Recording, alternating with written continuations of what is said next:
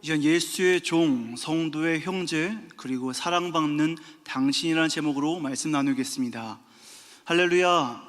거룩한 복된 주일, 하나님의 집에 나와서 예배를 드리는 모든 분들을 주님 이름으로 사랑하고 축복합니다. 이 시간 자업분들과 한번 웃으면서 인사 나눠보겠습니다. 얼굴이 참 고우십니다라고 인사해 보겠습니다. 얼굴이 참 고우십니다. 얼굴이 참 고우십니다. 얼굴이 참 곱디고 오십니다. 이어서 한 번 더 인사하겠습니다. 귀한 사랑을 받으셨군요 해보겠습니다. 귀한 사랑을 받으셨군요. 귀한 사랑을 받으셨군요. 귀한 사랑을 받으셨습니다. 그 귀한 사랑을 받았기에 그 얼굴이 참으로 고우신 것 같습니다. 우리가 어떤 사랑으로 나아갑니까? 바로 하나님의 사랑으로 이 자리에 서 있고 그 기쁨과 감격으로 충만합니다. 우리는 예수님의 부활에 동참하며 하나님 우리를 아들과 딸이라고 불러주십니다. 하나님의 소중한 존재가 바로 나라는 사실을 언제나 그리고 어느 때나 잊지 말아야 합니다. 그런데 삶의 여러 자리자리에서 우리가 그에 맞게 살다 보면 그 값진 정체성을 잊어버릴 때가 많습니다. 가끔 인생의 거센 바람이 불어와서 나를 다 휩쓸어버리면 내 모습을 뺏겨버립니다. 마치 물에 홀딱 젖어버린 강아지들처럼 그 윤기나는 털의 자태를 찾아볼 수가 없는 것이죠. 그리고 그 물에 젖은 모습이 마치 진짜 나의 모습이라고 착각하고 심란해할 수가 있습니다. 나의 값진 모습을 헷갈려하는 우리에게 오늘 우리가 읽은 유다서 1장 1절 말씀은 아주 짧은 한 절이지만 우리 인생의 소중한 5가지 정체성을 선물해 주고 있습니다.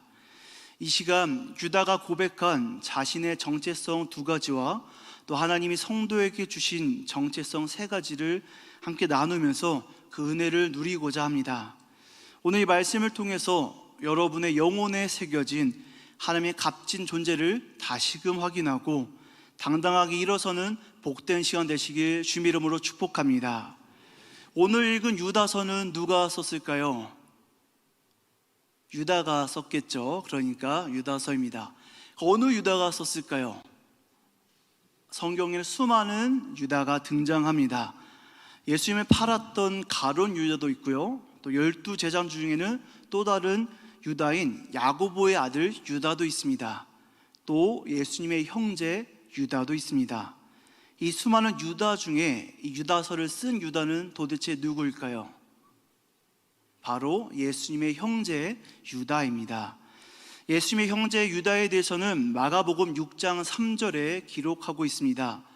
이 사람이 마리아의 아들 목수가 아니냐, 야고보와 요셉과 유다와 시몬의 형제가 아니냐, 그 누이들이 우리와 함께 여기 있지 아니하냐.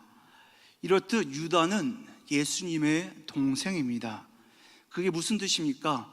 예수님과 피를 나누었고 30년을 함께 부대끼며 먹고 자면서 함께 살았습니다. 그리고 예수님의 어린 시절 또 청년 시절을 다 보았고 알고 있다라는 뜻입니다. 그런데 오늘 본문을 기록한 유다는 자신을 예수님의 동생이라고 소개하지 않고 그저 예수 그리스도의 종이다라고 소개하고 있습니다. 우리가 세상 기준으로 보면 내가 예수의 동생 유다다 라고 말하면서 대접받고 싶지 않겠습니까? 우리 형이 많은 사람들에게 하나님이자 하나님의 아들이라고 경배를 받습니다. 수많은 사람들이 우리 형의 가르침을 따르고 그 제자가 되었습니다. 그러면 예수의 동생이라는 타이틀 얼마나 대단합니까? 얼마나 드러내고 싶겠습니까? 하지만 유다는 자신을 예수의 동생으로 소개하지 않습니다. 왜 그럴까요? 유다는 과거에 가족이라는 벽과 편견에 갇혀서 예수님을 메시아로 믿지 못했기 때문입니다. 마가복음 3장을 보면 예수님이 복음을 전하실 때에 유다와 그 형제들이 예수님을 붙잡으러 왔습니다. 마가복음 3장 21절을 보면 예수의 친족들이 듣고 그를 붙들러 나오니 이는 그가 미쳤다 하밀러라. 32절을 보면 무리가 예수를 둘러 앉았다가 여짜오되 보소서 당신의 어머니와 동생들과 누이들이 밖에서 찾나이다. 이 유다는 다른 형제들과 함께 예수님을 붙잡으러 온 겁니다. 우리 형님이 미쳤다, 우리 형님이 말도 안 되는 짓들을 하고 있다, 그러니 다시금 집으로 데려가야겠다. 목수면 목수답게 그 분수에답게 살아야지 왜 나대서 종교 지도자들의 눈밖에 나버렸냐. 하마터면 예수도 처형당하고 우리 가족도 함께 죽을 수 있겠다라고 하면서 예수를 미쳤다고 여기며 뜯어 말리려 왔던 것이 바로 유다입니다. 가족의 벽과 편견에 갇혀서 예수가 메시아다라는 것을 보지 못한 것이 바로 예수의 동생 유다입니다. 근데 그런 유다가 언제 바뀌어서 이제 이렇게 유다서 가운데 자기를 예수의 종이라고 고백하는 것일까요? 사도행전 1장 14절을 보면 마가다라 방에서 여자들과 예수의 어머니 마리아와 예수의 아우들과 더불어 마음을 같이하여 오로지 기도에 힘쓰더라 라고 나옵니다. 예수의 아우들과 더불어 마음을 같이하여 오로지 기도에 힘쓰더라. 사랑하는 여러분, 유다에게 있던 예수님의 동생이라는 그 커다란 벽과 편견이 기도에 힘쓰며 그날 성령님을 만났을 때 다 무너졌다라는 겁니다. 예수를 그저 우리 형, 목수 형으로만 여기던 그들의 벽이 성령님에 의해서 무너져서 아, 예수가 메시아구나, 예수가 그리스도구나, 우리 형이 정말로 그리스도시구나, 그리고 나는 그리스도에 의해서 구원받고 거듭난 그리스도의 종이구나라고 그 삶이 바뀌고 정체성이 바뀌고 모든 것이 바뀌었다라는 겁니다. 그렇게 유다는 유다서의 처음에 자신을 예수의 동생이 아닌 예수 그리스도의 종이라고 소개합니다. 나는 예수의 종입니다. 그저 나는 종일 뿐입니다. 그 종이 곧 나의 소개입니다. 사랑하는 여러분, 우리 신앙의 연수가 깊어질수록 우리 안에 내가 어떤데, 내가 누군데, 내가 어떤 사람인데 라는 목소리가 커지기 쉽습니다. 하지만 진짜 은혜를 만난 사람은 유다처럼 나는 오직 주의 종입니다 라고 고백하게 됩니다. 여러분, 나를 낮추고 주님을 높일 때 진짜 평안이 찾아옵니다. 예수 그리스도의 종이라는 매임이 곧 나의 자랑이 됩니다. 바라기는 오늘 이 아침 여러분의 모든 교만과 세상적인 자랑을 내려놓으시기를 소망합니다. 그리고 주님의 신실한 종으로 거듭나시기를 축복합니다. 그 안에 참된 평안과 안식과 확신이 있습니다. 이어진 유다의 고백을 보겠습니다. 앞서 자신을 예수 그리스도의 종이라고 고백한 유다는 이어서 야고보의 형제라고 자기를 소개하고 있습니다. 자, 그러면 이 야고보는 또 누구일까요? 성경에 수많은 야고보가 나오죠. 예수님의 12제자인 야고보도 있고요. 근데 여기 나오는 이 야고보 역시 바로 예수님의 동생입니다. 앞서 읽은 마가복음 6장 3절에 그 야고보의 이름도 그대로 기록되어 있습니다.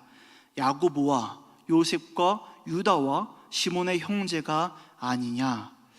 그리고 이 예수의 동생 야고보는 또한 예루살렘 교회의 지도자였기도 했습니다. 사도행전 21장 18절을 보면 사도 바울이 예루살렘 교회를 방문해서 만난 사람, 그 대표자가 바로 야고보입니다.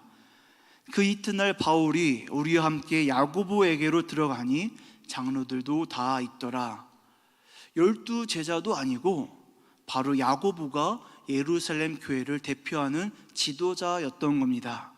와, 그러면 유다가 이렇게 유다서 가운데 자기를 야고보의 형제라고 소개하는 것은 예루살렘 교회의 대표인 그 야고보 형을 자랑하기 위해서였을까요?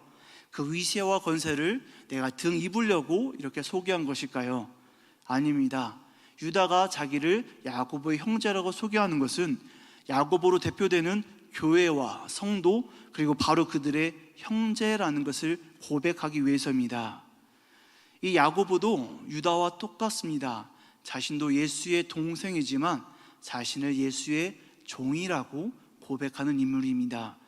그래서 야고보가 쓴 야고보서 1장 1절 말씀을 보면 하나님과 주 예수 그리스도의 종 야고보는 흩어져 있는 12지파에게 무난하노라라고 자기 자신을 예수의 종이라고 고백합니다. 예수의 동생이지만, 그것을 자랑할 수 있지만 스스로를 예수의 종이라고 고백하는 두 형제, 야고보와 유다. 이런 정체성을 가진 유다가 또 야고보의 형제라고 자신을 소개한 까닭은 이제 자신은 혈육의 가족보다 더 진한 영적 가족의 가치를 알게 되었다라는 확실한 선언입니다.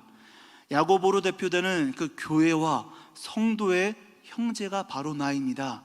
나의 정체성은 교회와 여러분의 형제입니다라고 고백하기 위해서입니다.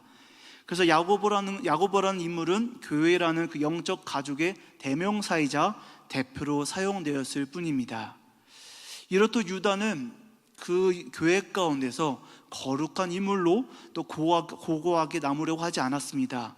또 권력과 권세를 자기가 누리려 하지도 않았습니다. 다만 교회 안에서 나도 여러분과 같은 사람입니다, 나도 여러분의 형제입니다, 우리가 함께 하나님을 예배하는 거룩한 가족입니다 라고 고백하는 것이 이 유다서 1장 1절에서 자기를 고백하는 내용입니다. 높은 곳에서 군림하는 지도자가 아니라 성도의 아픔을 같이 느끼고 삶을 나누는 동역자라는 것이 유다의 정체성인 것이죠. 그래서 자신을 예수의 종 그리고 야고보의 형제라고 소개하고 있습니다. 우리 효성중앙교회 성도인들께 묻고 싶습니다. 여러분은 곁에 있는 성도를 진심으로 형제와 자매로 대하고 계십니까? 무엇보다도 이 교회에 형제 자매로 있으신 것이 자랑스러우십니까? 아마 교회에 많은 성도님들이 중년의 때를 보내고 계실 겁니다. 그 중년의 때를 외로움과의 싸움이라고도 표현합니다.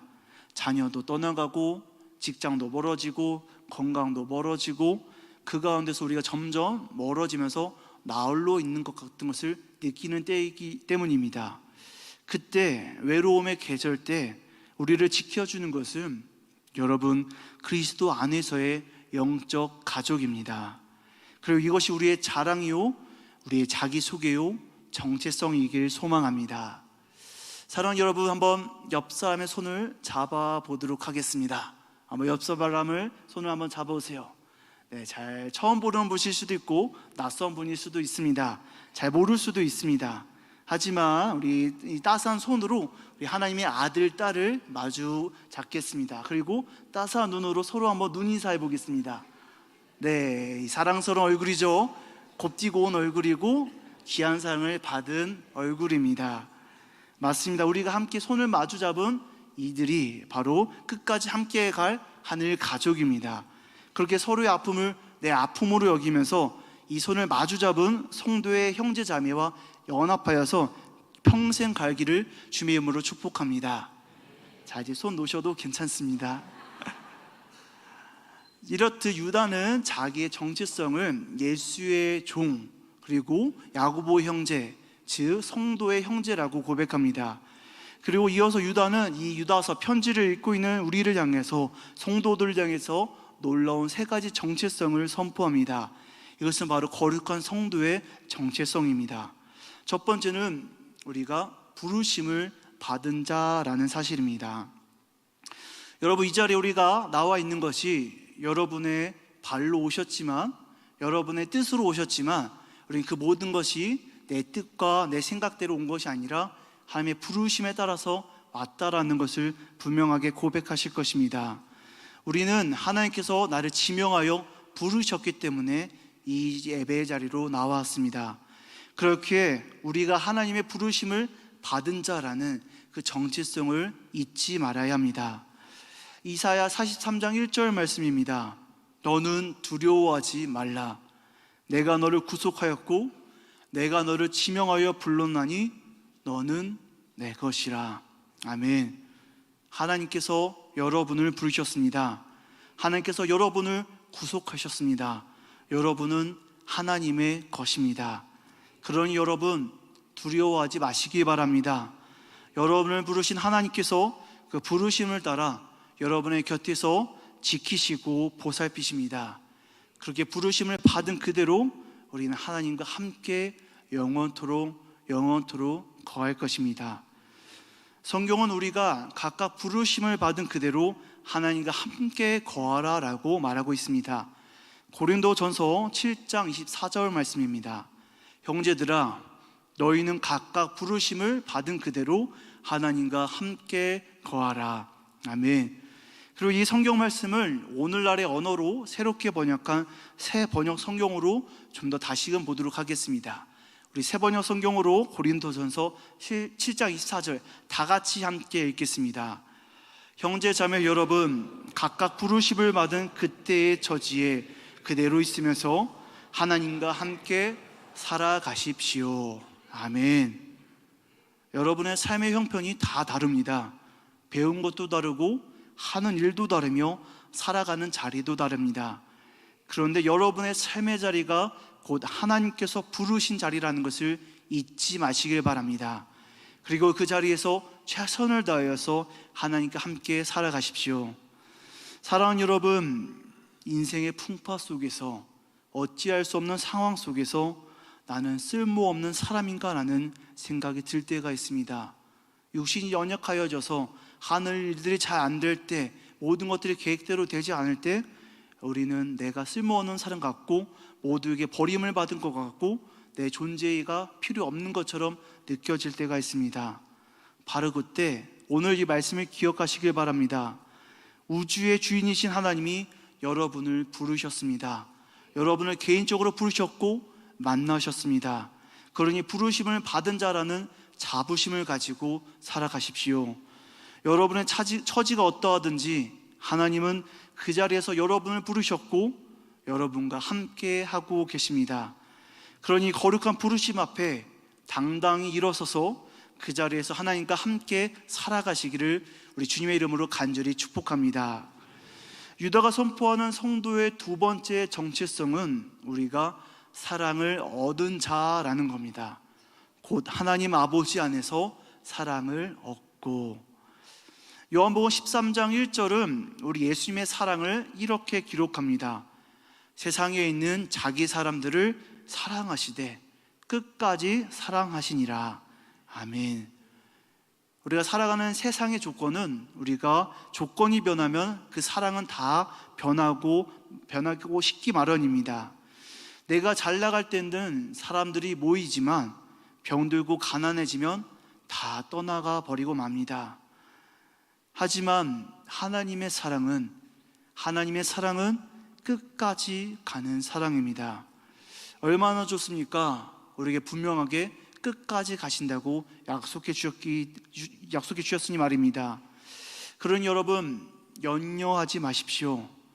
내가 백발이 되어도, 기력이 없어도, 힘이 다 빠져도, 어쩌면 우리의 치아가 다 빠져서 틀 일을 한다 할지라도 우리 주님은 우리를 끝까지 사랑하고 계십니다. 내가 성공했을 때도 실패했을 때도 어느 때든 상관없이 나를 사랑하신다고 말씀하시는 분이 우리가 믿는 하나님이고 우리 아버지 되십니다. 그러니 우리는 인생의 모든 순간 처음부터 끝까지 완벽하게 하나님 사랑 안에 있습니다. 누가복음을 보면 탕자의 비유가 나오죠. 잘 아실 겁니다. 그 탕자의 아버지가 탕자를 사랑하는 것이 언제부터 사랑했을까요? 탕자가 뉘우치고 돌아와서 아버지 죄송합니다 라고 할 때 사랑할까요? 어쩌면 탕자가 아버지의 재산을 다 탕진했을 때도 사랑하고 있었을까요? 그 아버지의 사랑은 탕자가 태어나기 전부터 시작합니다. 아버지는 탕자가 아직 뱃속에 있을 때부터 사랑했습니다. 저도 아기가 이제 100일을 넘었습니다. 그래서 이 말씀이 저에게도 더 잘 와닿습니다. 아기가 태어나기 전에 뱃속에 있을 때 저는 그 아기를 사랑했고 사랑하며 지금도 더 사랑하고 있습니다. 우리 하나님께서도 그렇듯 사랑하십니다. 탕자가 아버지 재산 주십시오 할 때도 재산을 가지고 가서 어떠한 소식 하나도 없이 어디서 뭘 하고 사는지 알 수 없는 그때에도 아버지는 탕자를 사랑했습니다. 탕자가 돼지우리에서 함께 잘 때에도 다 망하고 더럽고 냄새나고 인생 실패하고 모두가 다 손절할 그때에도 아버지는 탕자를 끝까지 사랑했습니다. 그리고 우리 하나님의 아버지는 이 탕자의 아버지처럼 우리를 처음부터 끝까지, 우리가 태어나기 전부터 죽을 때까지 우리가 어떤 상황에 있든지 사랑하고 계십니다. 그리고 하나님의 그 끝까지 사랑하시는 사랑 때문에 우리는 든든하게 살아갈 수 있습니다. 그러니 여러분, 사랑받지 못해서 외로워하지 마십시오.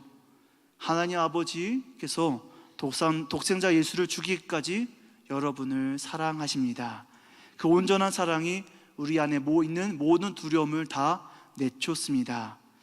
오늘 이 시간 하나님의 그 깊고 넓고 풍성하고 완벽한 사랑 안에 푹 잠기시기를 바랍니다.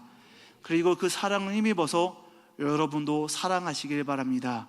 여러분의 이웃을, 여러분의 가족을, 여러분과 함께하고 있는 예배 동역자들을, 함께 믿음의 신앙생활을 걸어가는 우리 효성중앙 가족 여러분을 끝까지 사랑하고 끝까지 붙잡으십시오. 우리 안에 그 사랑이 영원토록 함께 하시기를 주님의 이름으로 축복합니다. 마지막 성도의 세 번째 정체성은 우리가 지키심을 받은 자라는 겁니다. 예수 그리스도를 위하여 지키심을 받은 자들에게 편지하노라. 우리는 우리 스스로를 지킬 힘이 하나도 없습니다. 자녀도, 건강도, 노후도 우리 힘으로 완벽하게 지킬 수가 없습니다. 그런데 시편 121편 3절은 이렇게 고백하고 있습니다. 여호와께서 너를 실족하지 아니하게 하시며 너를 지키시는 이가 졸지 아니하시리로다. 아멘. 우리를 지키신다고 말씀하시고 이렇게 선포하시는 하나님은 졸지 아니하시며 계속해서 깨어 있어서 우리를 영원토록 지켜보시는 분이십니다. 그렇게 하나님은 사람의 모든 능력과 판단을 뛰어넘으십니다. 그렇기 때문에 그 하나님이 우리를 지켜주시기 때문에 사람의 손을 떠난 문제와 갈등과 질병이 우리를 뒤덮어도 하나님은 우리를 분명하게 지켜주시고 계십니다. 여기서 우리가 기억해야 될 것은 그 주님의 지키심이 바로 예수 그리스도를 위하여 지키신다라는 겁니다. 예수 그리스도를 위하여 지키심을 받은 자들에게 편지하노라. 예수 그리스도라는 그 성도의 목표와 사명을 위하여서 하나님은 우리를 지켜주십니다.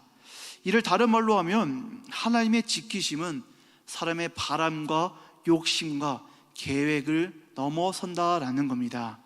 그리고 하나님의 목적과 계획에 따른 지키심을 우리는 바라보고 또 받아들여야 합니다.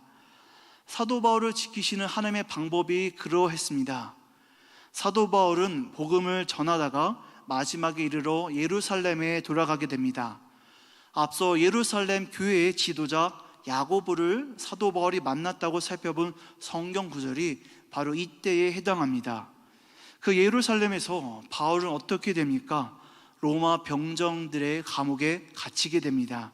두세 사슬에 묶이는 처지가 됩니다. 이평생 예수의 복음을 증거하고 1차, 2차, 3차 전도 여행을 떠나고 이제 노년에 그 늙은이가 예루살렘에 돌아왔는데 감옥에 갇힌 겁니다. 두세 사슬에 묶였습니다. 자유롭지 못하고 억울하게 그렇게 있습니다. 어쩌면 그 가운데 하나님을 원망할 수도 있고 하나님께 왜 이렇게 하셨습니까? 라고 생각할 수도 있습니다. 그런데 여러분, 하나님께서는 그 감옥에 갇히는 처지로 말미암아 바울을 지켜주셨습니다. 사도행전 23장 13절에서 15절을 보면 당시 예루살렘 유대인들의 상황이 이렇습니다. 대제사장들과 장로들에게 가서 말하되 우리가 바울을 죽이기 전에는 아무것도 먹지 않기로 굳게 맹세하였으니 이제 너희는 그의 사실을 더 자세히 물어보려는 척하면서 공회와 함께 천부장에게 청하여 바울을 너희에게로 데리고 내려오게 하라. 우리는 그가 가까이 오기 전에 죽이기로 준비하여노라 하더니, 유대인들은 바울을 만나면 죽이려고 했습니다. 죽이기 전까지는 먹지도 마시지도 않겠노라고 작정했습니다. 아마 바울이 그대로 자유롭게 유대인 공회에 갔으면 아마 꼼짝없이 죽었을 겁니다. 100% 죽었을 것입니다. 그런데 아이러니하게도 바울이 감옥에 갇혔기 때문에 유대인들로부터 지킴을 받게 되었습니다. 죽지 않고 살게 되었습니다. 뿐만 아닙니다. 바울은 로마 군인에게 붙잡혀서 재판을 위해 로마로 이송되게 됩니다. 바로 전도 여행의 최종 목적지인 그 로마에 로마 군인의 호의를 받으면서 아주 안전하게 가게 된 것입니다.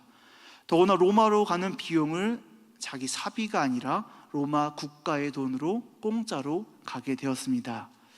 이처럼 하나님께서는 예수 그리스도를 위해, 그 복음을 위해서 하나님의 방법으로 거룩한 성도들을 지켜주시고 계십니다. 우리가 다 이해할 수 없을지라도, 아니 이해하고 싶지 않는 많은 문제들 가운데서 하나님은 우리를 분명하게 지켜주시고 계십니다. 또 있습니다. 그래서 받아들이기가 어렵고 받아들이기가 싫더라도 어쩌면 그것이 하나님의 방법이요, 하나님의 계획이요, 하나님의 지키심일 수 있습니다. 예수 그리스도를 위하여서, 그 거룩한 사명을 위해서 하나님의 방법으로 우리를 지키시고 계십니다. 그리고 여러분의 영혼을 지키시려고 놀라우신 하나님의 보호하심을 우리에게 보여주시고 계신지도 모릅니다. 사랑하는 여러분, 하나님은 여러분을 지키시는 이이십니다. 여호와께서 여러분의 출입을 지금부터 영혼까지 지키실 것입니다. 그러니 내 힘으로 인생을 지키려고 애쓰며 밤잠 설치지 마시고 졸지도 않으시는 하나님께 모든 짐을 맡겨드리시길 바랍니다. 꿀잠을 자고 참된 안식을 얻으시길 바랍니다. 우리 주님께서 나와 함께 하시고 나를 지켜주신다는 것을 믿으시고 신뢰하시고 내려놓으시고 그간에서 영원토록 평안함을 누리십시오. 말씀을 마칩니다. 사랑하는 여러분, 오늘 유다가 전해준 여러분의 존귀한 정체성이 무엇입니까? 우리 다 같이 입술을 열어서 고백하도록 하겠습니다. 앞에 보시면서 함께 고백합니다. 우리는 주님 앞에 낮은 마음으로 엎드리는 예수의 종입니다. 우리는 곁에 있는 성도를 뜨겁게 안아주는 성도의 형제입니다. 그리고 우리는 하나님의 부르심을 받았고 사랑을 얻었으며 영원토록 지키심을 받는 고귀한 존재입니다. 아멘. 이것이 성도의 정체성입니다. 그리고 여러분의 정체성이 되기를 소망합니다. 존귀한 정체성을 가진 우리 효성가족 여러분, 이번 한 주간 이 영광스러운 정체성을 잊고 세상 속으로 힘차게 나아가십시오. 여러분의 삶을 통해 하나님의 살아계심이 증거되고 여러분의 가정이 천국이 되며 여러분의 영혼이 날마다 새로워지기를 우리 주 예수 그리스도의 이름으로 간절히 축원합니다. 아멘. 말씀을 기억하며 기도하겠습니다. 사랑과 은혜가 풍성하신 하나님 아버지, 오늘 유다서의 말씀을 통해 우리가 누구인지, 얼마나 값진 존재인지 다시금 깨닫게 하시니 감사합니다. 세상의 풍파에 젖어 초라해진 모습이 나의 진짜 모습인 줄 착각하며 낙심했던 우리를 주여 보듬어 주시고 하늘의 정체성을 일깨우시니 참으로 감사합니다. 우리가 유다처럼 주님 앞에 낮은 예수의 종이 되게 하시고 곁에 있는 지체들을 내 몸처럼 아끼는 성도의 형제가 되게 하시며 인생의 밤을 지날 때마다 나를 부르시고 나를 사랑하시며 졸지도 않고 지키시는 그 신실하신 하나님을 신뢰하며 당당히 일어서게 하여 주옵소서. 이제 세상으로 나가는 성도들의 발걸음이 무겁지 않게 하시고 하늘의 시민권자라는 자부심으로 세상을 넉넉히 이기게 하여 주옵소서. 우리의 영원한 주권자 되시는 예수 그리스도의 이름으로 간절히 기도드립니다. 아멘. 이 시간 다 같이 자리에서 일어나셔서 결단 찬양 드리시겠습니다. 우리에게 하나님의 백성이요 거룩한 성도의 정체성을 주신 그 하나님의 은혜를 찬양하면서 고백하고 또 결단하도록 하겠습니다.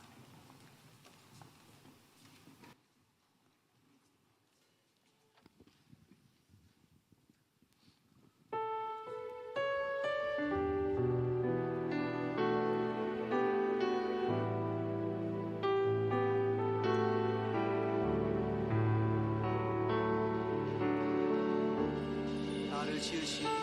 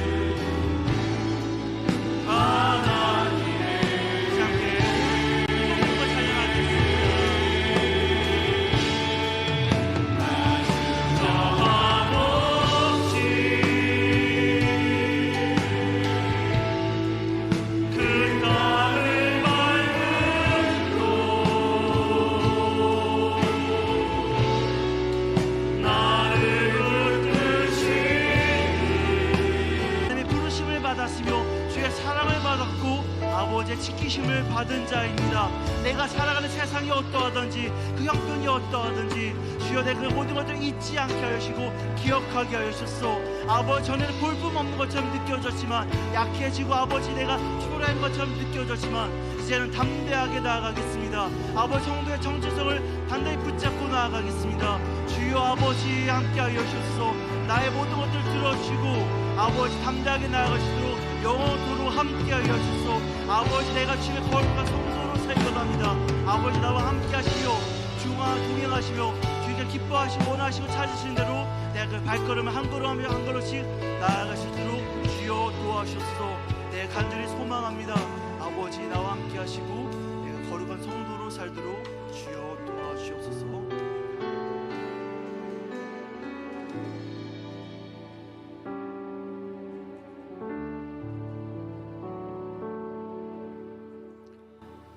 이제는 우리 주 예수 그리스도의 무한하신 은혜와 독생자를 아낌없이 내어주신 하나님 아버지의 극진하신 사랑하심과 우리 안에 거하시며 성도의 정체성을 날마다 이끌어 주시는 성령님의 교통하심이 예수 그리스도의 종으로 성도의 형제로 하나님의 부르심과 사랑과 지키심 속에 살아가기로 다짐하며 세상으로 나가는 사랑하는 효성중앙 모든 가족들의 머리 위에, 그들의 가정과 일터와 이 나라 이 민족 위에 이제로부터 영원토록 함께 하시기를 간절히 축원하옵나이다.